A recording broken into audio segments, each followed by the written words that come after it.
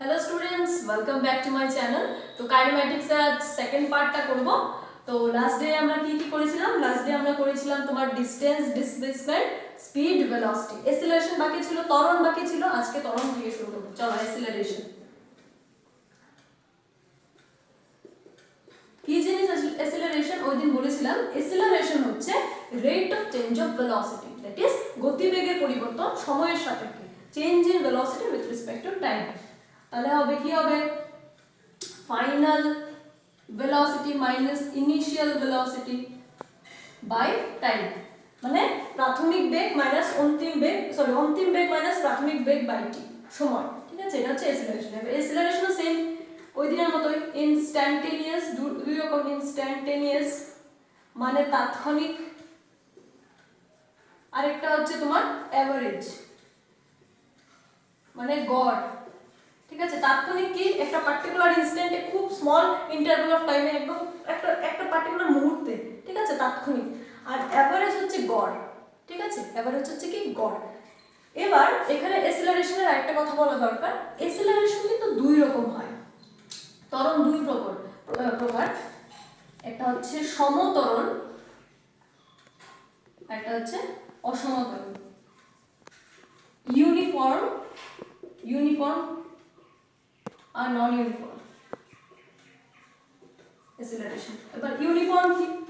দেখো, ধরো যে কোনো একটা বডি মোশনে আছে, এবার তার অ্যাসিলারেশন হচ্ছে। অ্যাসিলারেশন হচ্ছে মানে কি আস্তে আস্তে তার স্পিড বাড়ছে, ভেলোসিটি বাড়ছে। এবার ধরো প্রথম 5 সেকেন্ডে তার ভেলোসিটি বাড়লো 5 kmph। ঠিক আছে, সেকেন্ড 5 মিনিটে, দ্বিতীয় 5 মিনিটেও তার বাড়লো 5 kmph, তারপরে তৃতীয় 5 মিনিটেও বাড়লো 5 kmph। মানে কি, মানে তার ইন্টারভ্যালের মধ্যে তার ইনক্রিজটা মানে থাকছে ইকুয়াল, 5 5 5 করে বাড়ছে। তাহলে এটা হচ্ছে ইউনিফর্ম। কিন্তু এমন ধরো একটা বডি আছে মোশনে, সেটা প্রথম 5 মিনিটে তার বাড়লো 5 kmph, তারপরে 5 মিনিটে তার বাড়লো 10 kmph, তারপরে 5 মিনিটে তার বাড়লো 7 kmph। তাহলে তার যে রেট অফ ইনক্রিজটা, রেট অফ চেঞ্জ ইন ভেলোসিটিটা কি ইকুয়াল না? তখন এটা হচ্ছে নন ইউনিফর্ম। নন ইউনিফর্মের সময় আমরা অ্যাভারেজ ক্যালকুলেট করব। কেন করব? কারণ দেখো 5 10 7 5 10 7 এগুলো ইকুয়াল না। তাহলে এগুলোকে আমাদের গড় করতে হবে, অ্যাভারেজ করতে হবে। 10 প্লাস 7/2 যেটা আসবে সেটা হচ্ছে অ্যাভারেজ অ্যাসিলারেশন। ঠিক আছে, চলো তারপর এখানে আরেকটা কথা বলা আছে, সেটা হচ্ছে রিটার্ডেশন বা নেগেটিভ অ্যাসিলারেশন বা মন্দন, মানে ঋণাত্মক ত্বরণ। কি জিনিস ঋণাত্মক ত্বরণ? নেগেটিভ অ্যাসিলারেশন বা রিটার্ডেশন মানে যখন আস্তে আস্তে আস্তে আস্তে তার অ্যাসিলারেশনটা কমতে থাকবে, নেগেটিভ হতে থাকবে। মানে কি আস্তে আস্তে তার ভেলোসিটি কমছে কমছে কমছে, তার ভেলোসিটি আস্তে আস্তে কমছে, তাহলে সেটা হচ্ছে রিটার্ডেশন। ঠিক আছে, এখানে আর তেমন বলার কিছু নেই, রিটার্ডেশন বা মন্দন বলে এটাকে। এটা হচ্ছে আস্তে আস্তে তার ভেলোসিটি আস্তে আস্তে যেমন কমছে, এরকম এরকম করে তার ভেলোসিটি কমবে। ঠিক আছে, এটা হচ্ছে রিটার্ডেশন। আচ্ছা চলো এবার আমরা পড়বো রেফারেন্স ফ্রেম।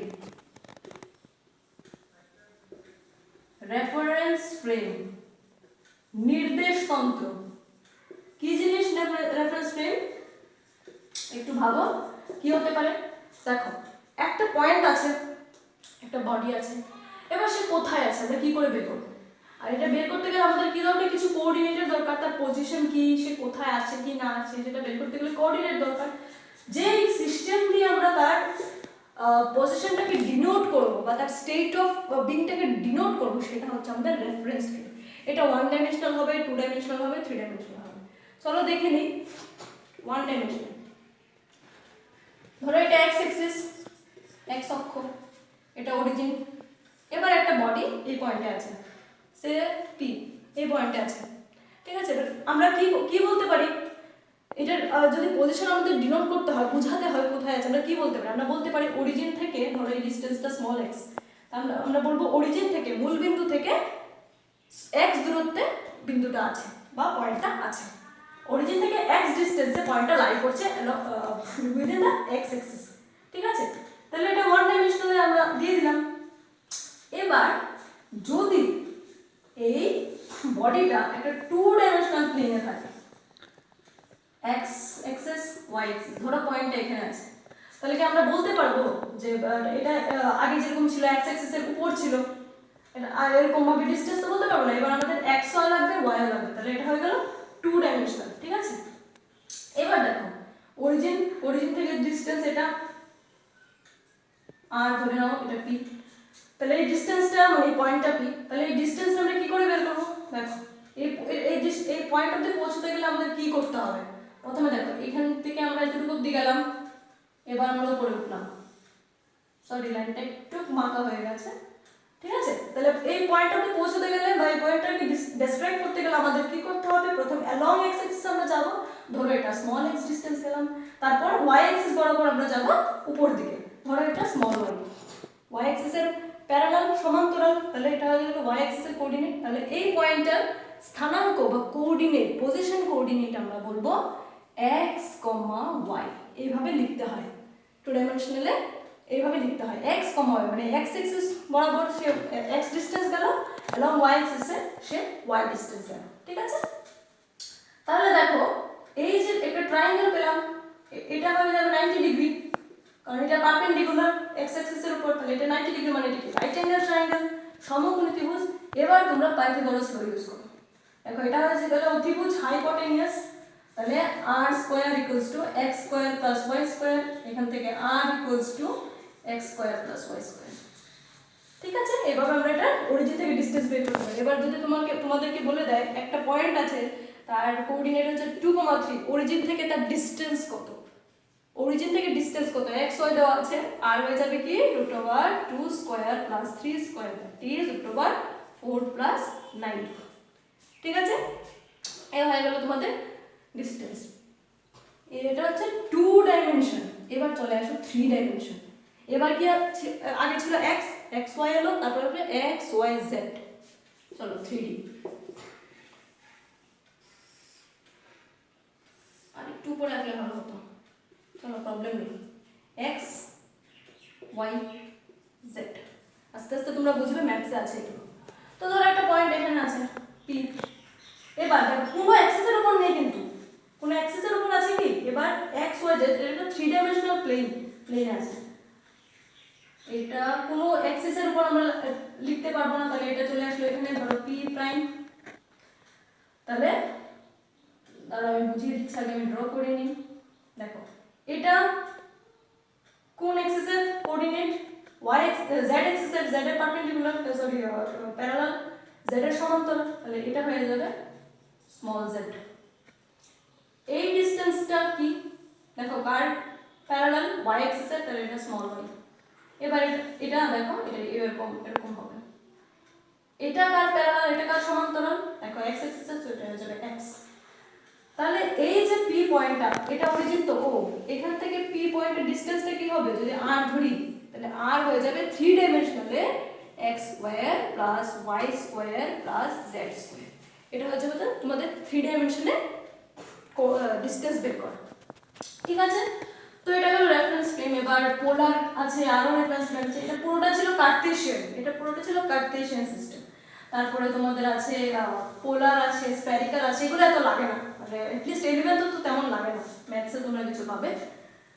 ঠিক আছে, তো চলো নেক্সট করি। নেক্সট আমরা করব ডিফারেন্সিয়েশন আর ইন্টিগ্রেশন। ঠিক আছে, তো ডিফারেন্সিয়েশন দিয়ে স্টার্ট করি। এটা তোমরা ম্যাথসে করবে। ঠিক আছে, এখানে জাস্ট অল্প একটু অ্যাপ্লিকেশনের দরকার, তাই জন্য আমাকে এটা বোঝাতে হবে। ঠিক আছে, এই যে কোয়ান্টিটিগুলো পড়লাম, এগুলো দিয়ে কিছু ইকুয়েশন অফ মোশন হবে, এগুলো দিয়ে আমরা ডিফারেন্সিয়েশন করব। ঠিক আছে, তোমরা এটা ম্যাথসে পড়লে ক্লিয়ার হয়ে যাবে, কিন্তু আমাকে বোঝাতে হবে একটু। তো আমি একদম সিম্পল একটা একদম বেসিক আইডিয়া দিয়ে দিচ্ছি। অবকলন বা ডিফারেন্সিয়েশন কি জিনিস দেখো। ডিফারেন্সিয়েশন ধরো আমরা বলি y is a function of x, আমরা এভাবে লিখি তো y is a function of x। ঠিক আছে, বা ধরো y equals to ধরো x to the power n, একটা एग्जांपल আমি দিলাম। y x এর একটা ফাংশন, x এর একটা অপেক্ষ। এবার ডিফারেন্সিয়েশন হচ্ছে, ডিফারেন্সিয়েশন ফরম্যাট হচ্ছে এটা d। এবার যার রেসপেক্টে ডিফারেন্সিয়েশন করবে সেটাকে নিচে রাখবে, মানে d dx, মানে x এর রেসপেক্টে আমরা ডিফারেন্সিয়েট করব। কার ডিফারেন্সিয়েশন? y, তাহলে y যাবে উপরে। ঠিক আছে, d d x of y, মানে এক্স এর রেসপেক্টে আমরা ওয়াই এর ডিফারেন্সিয়েশন করব। এবার যদি আমরা টাইমের রেসপেক্টে করতাম তাহলে লিখতাম d d t of y. Clear? চলো এবার d d x of y এর কি ফর্মুলা? ডি ডি এক্স এর ফর্মুলা হচ্ছে x to the power n যদি হয় তাহলে আমরা লিখব n x to the power n minus 1। ঠিক আছে, কি হলো, n টা সামনে চলে আসবে, x n মাইনাস 1। যেমন ধরো এবার x to the power n এর জায়গায় যদি x কিউব থাকতো তাহলে আমরা কি লিখব? বললাম কি n সামনে আসবে মানে 3 সামনে আসবে, x 3 minus 1 n minus 1 3 minus 1 2, এটা চলে আসবে তোমার এই ফাংশনের ডিফারেন্সিয়েশন। ঠিক আছে, তারপরে এমন আরো অনেক আছে, এখানে ধরো y এর জায়গায় এই ফাংশনের জায়গায় ধরো sin x দেবে, ট্রিগোনোমেট্রিক সব ফাংশন আছে, sin x cos x tan x cosec x, তারপরে ধরো তোমার log x থাকতে পারে, এক্সপোনেনশিয়াল থাকতে পারে, এগুলো সব তোমাদের বইয়ে চার্ট দেওয়া আছে, আমি জাস্ট বেসিকটা করালাম। আর মনে রাখবে d dx of e to the power x, মানে e to the power x মানে এক্সপোনেনশিয়াল এর পাওয়ার যা থাকবে এর ডেরিভেটিভ সব মানে সবসময় e to the power x ই হয়, এর কোনো চেঞ্জ নেই। ঠিক আছে, কিন্তু যদি d dx of e to the power 2x হয় তখন কি হবে?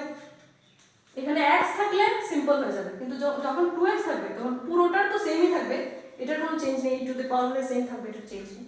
কিন্তু এখানে দেখো 2x চলে এসেছে, 2x হলে কি হবে? 2x এর ডেরিভেটিভ আমাদের করতে হবে, d dx of 2x constant তার সামনে চলে আসবে, 2 এর ডেরিভেটিভ হবে না, d dx of x।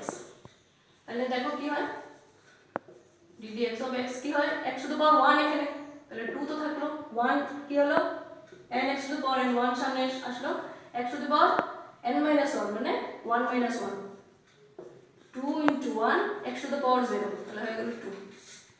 ঠিক আছে, তাহলে এটাই হয়ে যাবে, তাহলে কি 2x এর ডেরিভেটিভ আমরা পেয়ে গেলাম 2, তাহলে হয়ে যাবে into 2 two the power 2x। ঠিক আছে, প্রবলেম নেই। তারপর আমি একটা করে দেখাই, ধরো তোমাদের একটা ফাংশন দিয়ে দেবে y equals to 6x square minus x 2x, এটা তোমাদের বলবে dy dx বের করো, ডেরিভেটিভ করো, কি করবে? dy by dx বা ddx of y equals to দেখো 6 রইলো, এটা কিছু হবে না, x স্কয়ার, আবার x to the power n মানে কি, x to the power n হলে কি হয়, n x to the power n minus 1, তাহলে দেখো n সামনে আসবে 2, x to the power n minus 1 2 minus 1 1 minus 2, x এর যখন শুধু x থাকবে মনে রাখবে যে কোনো ddx of x এটা 1 হয়। ঠিক আছে, তাহলে 2 তো হবে না, ddx of x মানে 1, সো 12x minus 2। ঠিক আছে, কোনো প্রবলেম নেই। চলো এবার আমি একটা তোমাদের হোমওয়ার্ক দিয়ে দিই, তোমরা এগুলো করে রাখবে। y equals to find dy dx, সবগুলো dy dx বের করবে, মানে ddx of y বের করবে। y equals to 7x to the power 5, এটা নাম্বার 2।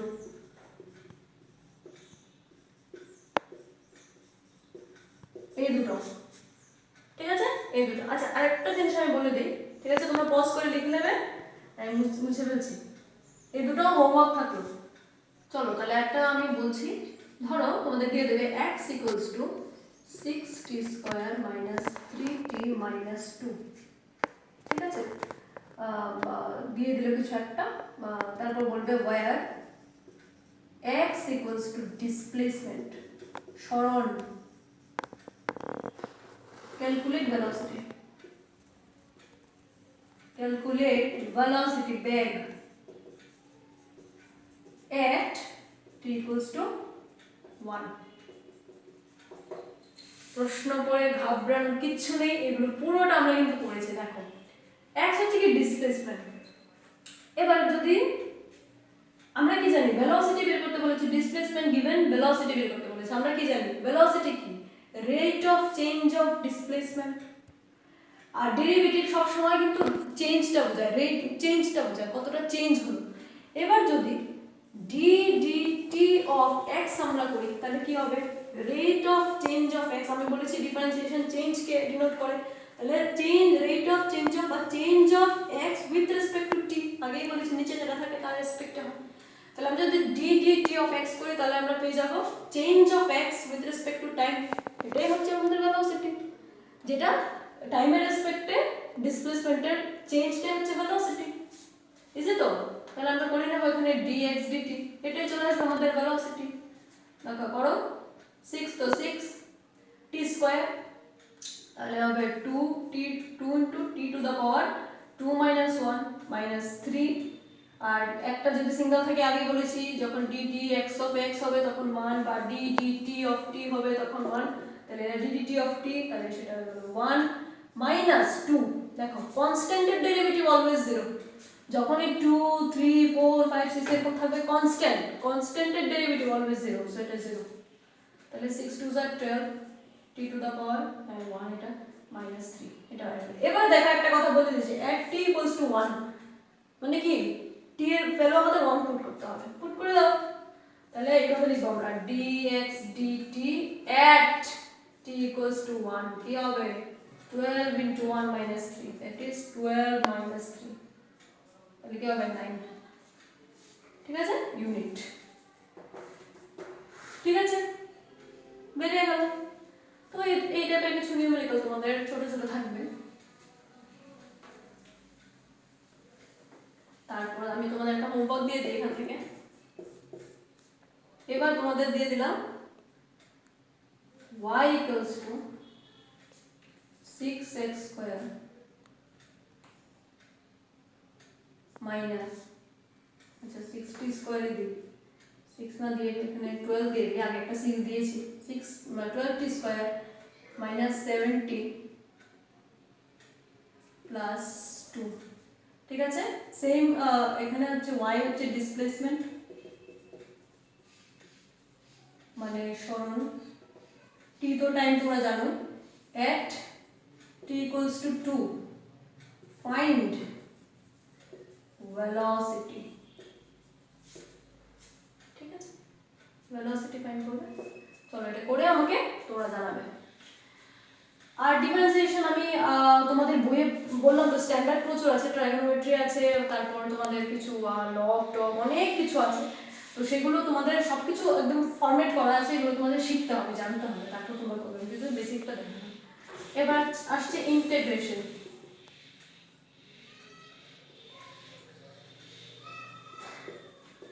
সমাকলন কি জিনিস ইন্টিগ্রেশন, এটা আমি বেসিকটা বলবো, মেইন ফাংশনটা বলবো, বাকিগুলো তোমরা নিজে করবে।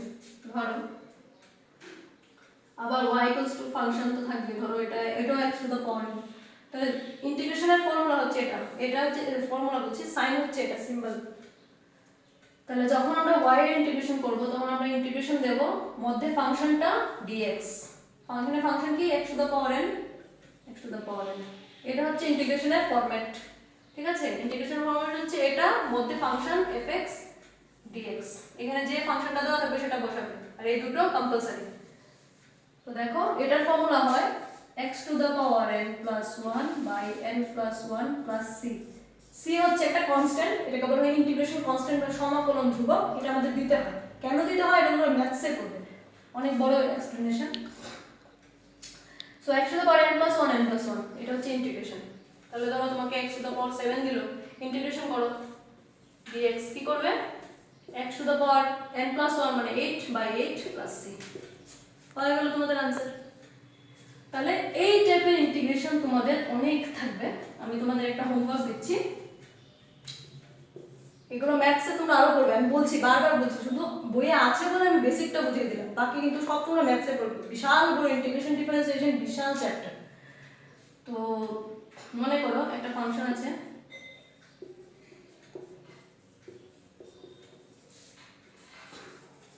এটা তোমরা ইন্টিগ্রেশন করবে। আরেকটা কথা বলে রাখি, যখন এমন কনস্ট্যান্ট আসবে 6 7 এরকম কনস্ট্যান্ট আসবে তখন তাদের ইন্টিগ্রেশন ধরো কি হবে, ফাংশনটার মধ্যে বসবে 7dx, তো 7 এর ইন্টিগ্রেশন হয় না 7 বেরিয়ে আসবে ইন্টিগ্রেশন dx, তাহলে ইন্টিগ্রেশন dx যখন আসবে এরকম তখন সেটা হয়ে যায় x, তাহলে 7x হয়ে যাবে आंसर। ঠিক আছে, চলো এবার আমার ইনটা একটু ডিস্টার্ব করছে, আমি একটা ইন্ট নিই। সো মোটামুটি তোমাদের এই পার্টটা কমপ্লিট, এটার প্রচুর এক্সাম্পল তোমরা তোমাদের বইয়ে পাবে, প্লাস যখন ম্যাথ, আমি বারবারই বলছি তোমাদের এখানে কিন্তু শেষ না, ডিফারেন্সিয়েশন ইন্টিগ্রেশন অল্প কিছু এই চ্যাপ্টার আছে বলে আমি পড়িয়েছি। এবার নেক্সট দিন আমরা পড়াবো কিছু equation of motion, kinetic equation of motion যেগুলো রিলেটেড, সেগুলো হচ্ছে v equals to u plus ft, two হচ্ছে v square equals to u square plus 2fs, আর হচ্ছে s equals to ut plus half ft square। ঠিক আছে, এরকম কিছু ইকুয়েশন আছে। এবার ভয় পাওয়ার কিছু নেই, বলে আরে ভাই এগুলো কোত্থেকে আসলো, এতক্ষণ তো পড়িনি, এগুলো কোত্থেকে আসলো। তো এইগুলো কোত্থেকে আসলো, এর কি মানে কি ব্যাপার, এগুলো কি করে ডিরাইভ করলো বা এগুলোর অ্যাপ্লিকেশন কি, সব আমরা নেক্সট ভিডিওতে পড়বো। আর নেক্সট ভিডিও হলে কাইনেমেট্রিক ডান, শেষ। তাহলে আমরা নেক্সট ভিডিওতে এটা একটা পড়বো, আর একটা পড়বো গ্রাফিক্যাল রিপ্রেজেন্টেশন। তোমরা বই খুললে দেখবে প্রচুর গ্রাফ আছে, তো গ্রাফিক্যাল রিপ্রেজেন্টেশন বা লেখচিত্র, ঠিক আছে, লেখচিত্র। আর আমরা নেক্সট দিন পড়বো, আর এগুলো পড়বো, এগুলো পড়লে তোমাদের চ্যাপ্টার শেষ। আর একটা কথা বলে রাখি, নিউমেরিক্যাল কিন্তু খুব একটা করানো হয়নি, তো আমি শুধু নিউমেরিক্যালের জন্য আলাদা ভিডিও বানাবো। এটা তোমাদের বেসিক প্লাস বেসিকের সঙ্গে যে ছোটো ছোটো নিউমেরিক্যাল দরকার হয়নি বোঝানোর জন্য সেগুলো করেছি, কিন্তু নিউমেরিক্যালের জন্য টোটাল একটা আলাদা ভিডিও আসবে যেটাতে শুধু নিউমেরিক্যাল। আমি তোমাদের সামনে যেই মেন্সের কোয়েশ্চেন নেবো একটা একটা করে সলভ করবো, বা বিভিন্ন এন্ট্রান্সের কোয়েশ্চেন নেবো সলভ করবো, ঠিক আছে। তো টোটাল একটা আলাদা ভিডিও আসবে শুধু নিউমেরিক্যাল, এটা তোমরা বুঝে রাখো। এবার নেক্সট ক্লাসে এগুলো পড়াবো, আর হলে শেষ, কাইনেমেটিক্স শেষ। দেখো 3টে চ্যাপ্টার কমপ্লিট হয়ে যাবে আমাদের। আচ্ছা, লাস্ট ভিডিওর হোমওয়ার্ক ছিল, হোমওয়ার্কের অ্যান্সারগুলো, ভিডিও অলরেডি অনেক লম্বা হয়ে গেছে, আমি নেক্সট ভিডিওতে সলিউশন দিয়ে দেবো। এই ভিডিওতে এতটুকুই বললাম, 2v1 v2 v1 plus v2 দুটোরই অ্যান্সার এটা, 2v1 v2 v1 plus v2। Numerical দুটো আমি একটু ট্রিক করে দিয়েছিলাম, দুটোই সেম নিউমেরিক্যাল, আমি জাস্ট ফর্মটা চেঞ্জ করে দিয়েছিলাম, ঠিক আছে। অনেকে ঠিক করেছে, একজন আমাকে মেল করেছে, ও একটা ভুল করেছে, ও টোটাল ডিস্টেন্সটাকে 2s ধরেছে। যাই হোক, এখন বললে এটা বুঝবে না, আমি নেক্সট ভিডিওতে এক্সপ্লেনেশন দেবো, ভিডিওটা অনেকটা লেন্থি হয়ে গেছে। সো করতে থাকো এগুলো, আর নেক্সট ভিডিওর জন্য ওয়েট করো, ওই যে লিখলাম এগুলো আমি করাবো। সো আর যারা, হ্যাঁ আরেকটা কথা, আমি খুব তাড়াতাড়ি ক্লাস 12-এর জন্য লেকচার স্টার্ট করব, তো তোমাদের যারা সিনিয়ররা আছে তোমরা তাদের কাছে ভিডিওগুলো মানে আমার চ্যানেলের লিঙ্ক শেয়ার করে দাও, যাতে তাদেরও বেনিফিট তারা পায়। খুব তাড়াতাড়ি, মনে করো আজকে তো পসিবল হবে না, কাল পরশুর মধ্যে আমি 12-এর একটা ভিডিও আপলোড করবো, 12-এর ক্লাস আমি স্টার্ট করবো, তো তুমি তোমাদের সিনিয়রদের সঙ্গে শেয়ার করে দাও। আর যারা এখনো সাবস্ক্রাইব করোনি প্লিজ সাবস্ক্রাইব করো, আর হোমওয়ার্কের আনসারগুলো আমাকে সেন্ড করো।